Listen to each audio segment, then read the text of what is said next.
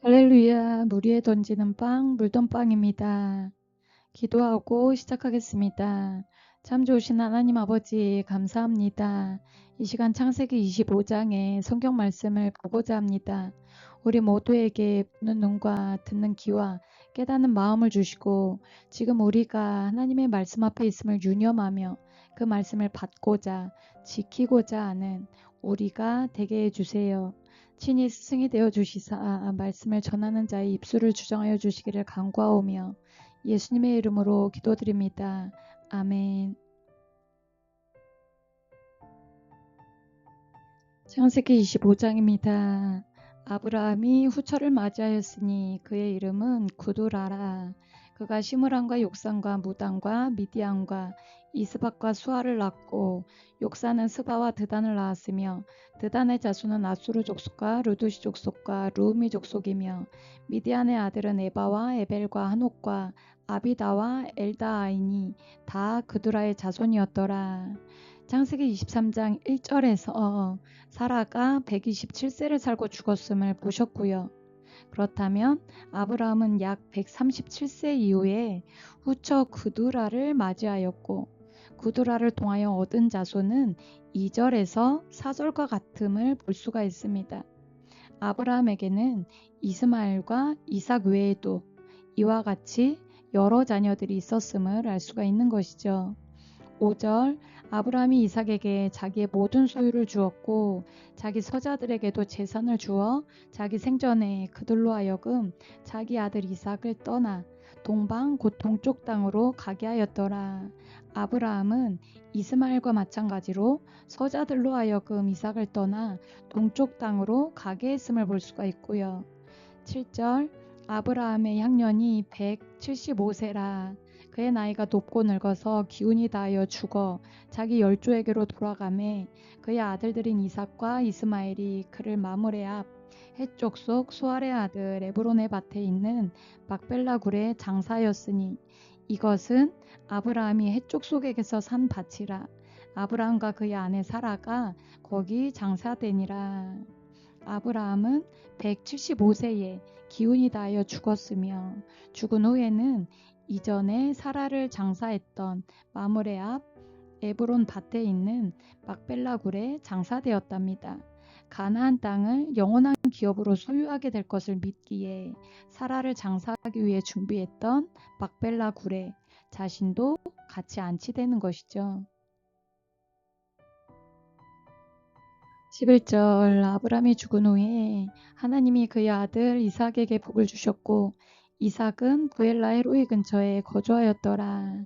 아브라함이 죽은 후에 하나님은 아브라함에게 그러하셨듯 언약을 세우신 그의 아들 이삭에게 복을 주셨고 이삭은 네게부 지역의 부엘라 헤로이에 거주했답니다.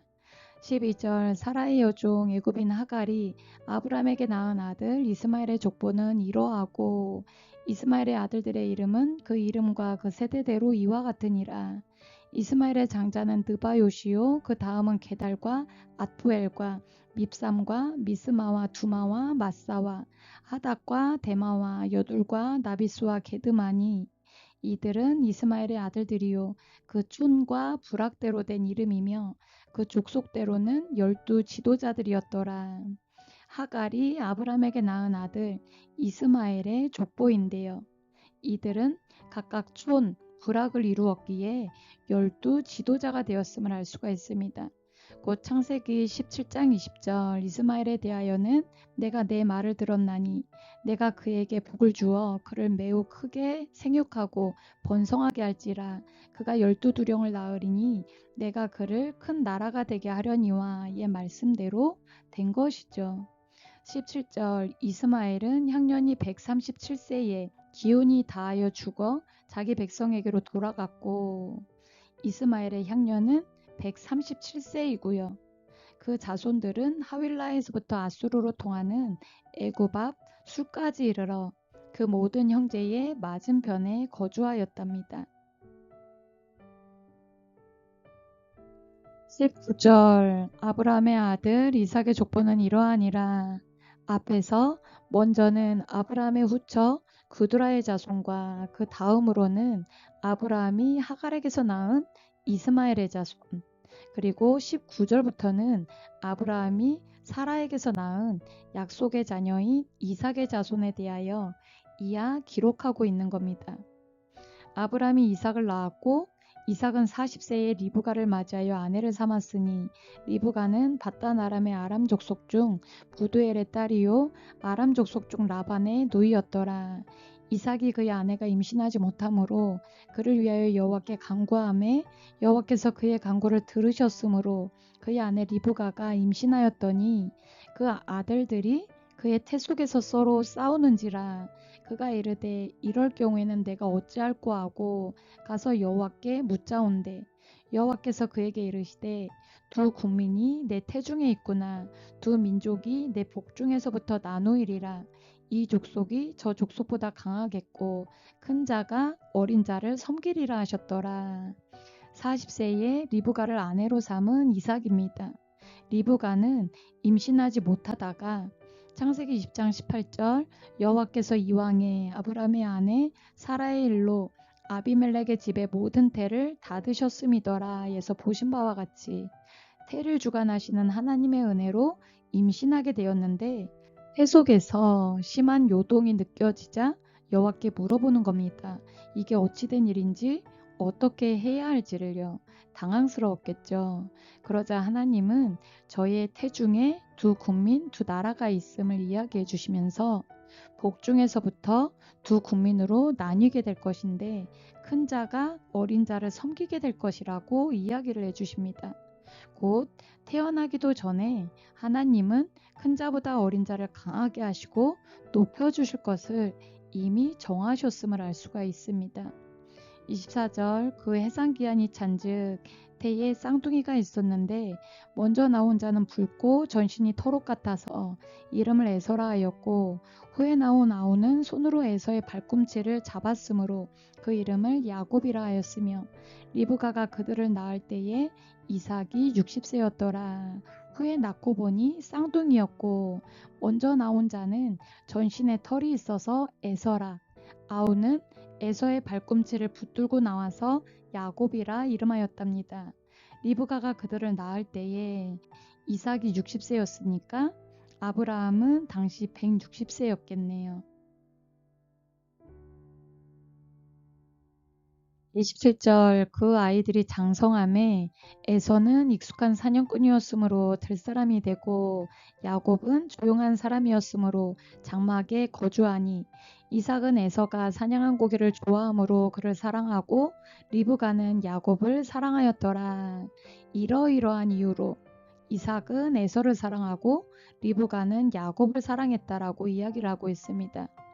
참고로 로마서 9장 10절에서 13절을 보시면 그뿐 아니라 또한 리브가가 우리 조상 이삭 한 사람으로 말미암아 임신하였는데 그 자식들이 아직 나지도 아니하고 무슨 선이나 악을 행하지 아니한 때에 택하심을 따라 되는 하나님의 뜻이 행위로 말미암지 않고 오직 부르시는 이로 말미암아 서게 하려 하사 리브가에게 이르시되 큰 자가 어린 자를 섬기리라 하셨나니 기록된 바 내가 야곱은 사랑하고 에서는 미워하였다 하심과 같으니라. 하나님은 저들이 태어나기도 전에 그래서 저들이 무슨 선이나 악을 행하지도 아니한 상태에서 이렇게 어린 자를 택하셔서 높이시려고 정하셨음을 에서가 아닌 어린 야곱을 사랑하셨음을 알 수가 있는데요. 이는 곧 하나님의 택하심이 사람의 행위가 아닌 오직 부르시는 이로 말미암음임을 곧 우리가 다른 누구보다 선한 일을 많이 해서 택하심을 입어 하나님을 믿게 된 것이 아닌 전적인 하나님의 은혜임을 말씀하고 계시는 겁니다. 하나님의 전적인 은혜로서 택하심을 입은 야곱이죠. 태중에서 이미 택하셨음을 통해서 행위로 말미암음이 아닌 전적인 은혜임을 보여주시는 겁니다. 오늘날 많은 세상 사람 중에 우리가 내가 택하심을 입어 하나님을 믿는다는 것, 구원받았다는 것은 내가 착해서 또는 선한 일을 해서가 아닌 전적인 하나님의 은혜라는 것입니다. 로마서를 이어서 보시면 로마서 9장 14절에서 18절 그런즉 우리가 무슨 말을 하리요 하나님께 불의가 있느냐 그럴 수 없느니라 모세에게 이르시되 내가 긍휼히 여길 자를 긍휼히 여기고 불쌍히 여길 자를 불쌍히 여기리라 하셨으니 그런즉 원하는 자로 말미암음도 아니요 다른 박질하는 자로 말미암음도 아니요 오직 긍휼히 여기시는 하나님으로 말미암음이니라. 성경이 바로에게 이르시되 내가 이 일을 위하여 너를 세웠으니 곧 너로 말미암아 내 능력을 보이고 내 이름이 온 땅에 전파되게 하려 함이라 하셨으니 그런즉 하나님께서 하고자 하시는 자를 긍휼히 여기시고 하고자 하시는 자를 완악하게 하시느니라. 마찬가지로 우리를 나를 택하심은 하나님의 전적인 은혜임을 말씀하시는 것이죠. 곧 하나님의 전적인 은혜로 택하심을 입어 신앙 안에 들어온 우리는 이것을 구원받았다라고 이야기를 하죠. 그러면 은혜로다 구원은 순전히 은혜이기에 우리의 행위와는 상관없다 하면서 한 번 구원은 영원한 구원이라 외치고 마음대로 살면 되는 것일까요? 빌립보서 2장 12절 그러므로 나의 사랑하는 자들아 너희가 나 있을 때뿐 아니라 더욱 지금 나 없을 때에도 항상 복종하며 두렵고 떨림으로 너희 구원을 이루라. 바울이 빌립보 교회에 쓴 이 편지는 성도들 곧 구원받은 자들에게 하는 이야기인데요. 이미 구원받은 자들, 믿는 자들에게 항상 복종하여 두렵고 떨림으로 너희 구원을 이루라고 이야기하는 것을 볼 수가 있습니다. 사흘 후 1장 8절 하나님을 모르는 자들과 우리 주 예수의 복음에 복종하지 않는 자들에게 형벌을 내리시리니 곧 성도들은 복음에 복종해야 함을 말씀하고 계시고요. 베드로전서 4장 17절에서 18절 하나님의 집에서 심판을 시작할 때가 되었나니 만일 우리에게 먼저 하면 하나님의 복음을 순종하지 아니하는 자들의 그 마지막은 어떠하며 또 의인이 겨우 구원을 받으면 경건하지 아니한 자와 죄인은 어디에 서리요. 하나님의 집 곧 교회에서 심판이 있을 텐데 믿는 자들 가운데에도 복음을 순종하지 않는 자의 결국에 대하여 또한 경건하게 살지 않는 자들에 대하여 경고하고 계심을 볼 수가 있습니다. 복음이 무엇인가요? 문자적으로 하면 기쁜 소식이라 할 수 있고 성경의 모든 말씀들 곧 하나님 예수님의 가르침을 복된 말씀이라 할 수 있겠죠. 그러면 믿는 자들에게 가장 기쁜 소식은 무엇인가요? 예수 그리스도로 말미암아 그의 피로 우리는 죄로부터 해방되었다라는 것. 곧 로마서 5장 12절 그러므로 한 사람으로 말미암아 죄가 세상에 들어오고 죄로 말미암아 사망이 들어왔나니 이와 같이 모든 사람이 죄를 지었으므로 사망이 모든 사람에게 이르렀느니라. 아담의 범죄로 인해 죄가 속에 들어왔고 죄로 인해 모든 사람은 사망에 이를 수밖에 없게 되었는데 예수 피로 속량 죄사함 받아 의인이 되었다는 사실이 가장 기쁜 소식일 것입니다. 이전에 앞에서 쭉 보셨듯이 예수님의 대속의 은혜로 죄로부터 해방되었음을 믿는 자들은 어떻게 살까요?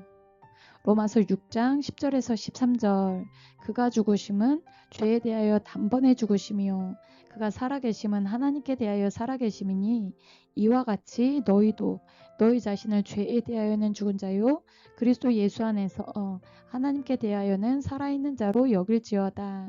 자신을 죄에서 죽은 자 하나님께는 살아있는 자로 믿음으로 12절 그러므로 너희는 죄가 너희 죽을 몸을 지배하지 못하게 하여 몸의 사욕에 순종하지 말고 또한 너희 지체를 불의의 무기로 죄에게 내주지 말고 오직 너희 자신을 죽은 자 가운데서 다시 살아난 자 같이 하나님께 드리며 너희 지체를 의의 무기로 하나님께 드리라.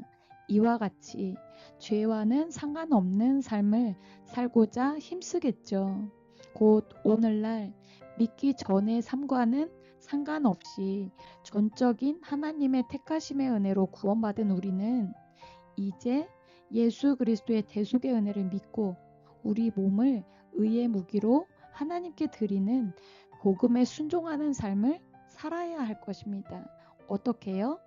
이제는 죄와 상관없는 새 사람이 되었음을 믿고 성경을 통하여 하나님이 누구신지, 왜 나를 만드셨고 택하셨는지 그분의 뜻을 알아가면서 하나님의 택하심에, 은혜에 합당한 자가 되어야 할 것입니다. 그리했을 때에 마침내 천국에 들어가는 구원을 얻게 되는 것이죠. 참고로 구원이라는 단어는 믿지 않는 자가 하나님을 믿을 때에도, 또 믿는 자가 천국에 들어갈 때에도 쓰여지는 말임을 유념하면서 처음 믿을 때에 구원받은 것을 마치 천국이 보장된 듯 착각하지는 말아야 할 것입니다. 본문으로 돌아가셔서 29절, 야곱이 죽을 쑤었더니 에서가 들에서 들어와 심히 피곤하여 야곱에게 이르되 내가 피곤하니 그 붉은 것을 내게 먹게 하라 한지라. 그러므로 에서의 별명은 에돔이더라.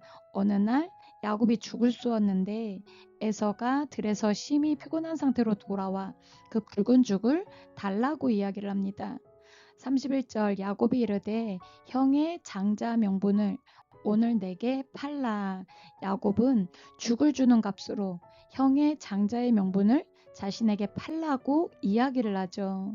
32절, 에서가 이르되 내가 죽게 되었으니 이 장자의 명분이 내게 무엇이 유익하리요? 야곱이 이르되 오늘 내게 맹세하라. 에서가 맹세하고 장자의 명분을 야곱에게 판지라. 야곱이 떡과 팥죽을 에서에게 주매 에서가 먹으며 마시고 일어나갔으니 에서가 장자의 명분을 가볍게 여김이었더라. 에서는 맹세하며 자신의 장자 명분을 야곱에게 팝니다. 곧 자신이 장자임을 앞으로 주장하지 않을 것을 맹세하는 것이죠. 이는 에서가 장자의 명분을 가볍게 여김이었다고 이야기하고 있는데요. 반대로 야곱은 장자의 명분을 중요시 여기고 사모했음을 볼 수가 있습니다. 일반적으로 장자의 명분이라 하면 아버지의 권한을 그대로 물려받는다라고 할 수 있을 텐데요. 가정에서는 아버지의 주도권을 이어받아 가문의 대소사를 처리할 권한을 갖게 되며 재산도 물려받게 되는 것이죠. 성경에서도 보면 대하 21장 2절에서 3절, 여호사밧의 아들 여호람의 아우들 아사랴와 여이엘과 스가랴와 아사랴와 미가엘과 스바랴는 다 유다왕 여호사밧의 아들들이라. 그의 아버지가 그들에게 은금과 보물과 유다 견고한 성읍들을 선물로 후히 주었고 여호람은 장자이므로 왕위를 주었더니 장자이기에 아버지의 왕위를 계승하여 통솔권이 주어지는 것이죠. 신명기 21장 17절에 반드시 그 미움을 받은 자의 아들을 장자로 인정하여 자기의 소유에서 그에게 두 몫을 줄 것이니 그는 자기의 기력의 시작이라. 장자의 권리가 그에게 있음이라. 유산의 두 몫을 받도록 되어 있음을 볼 수가 있습니다.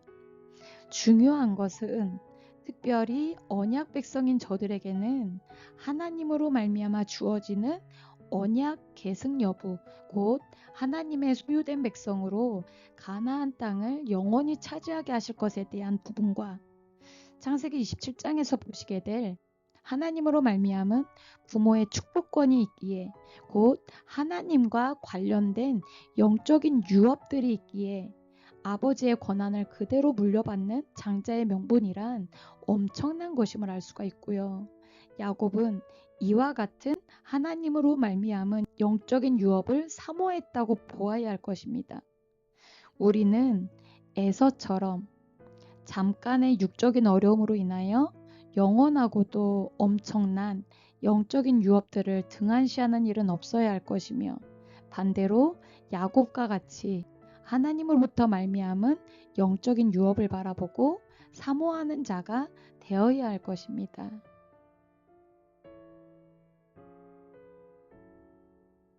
기도하고 마치겠습니다.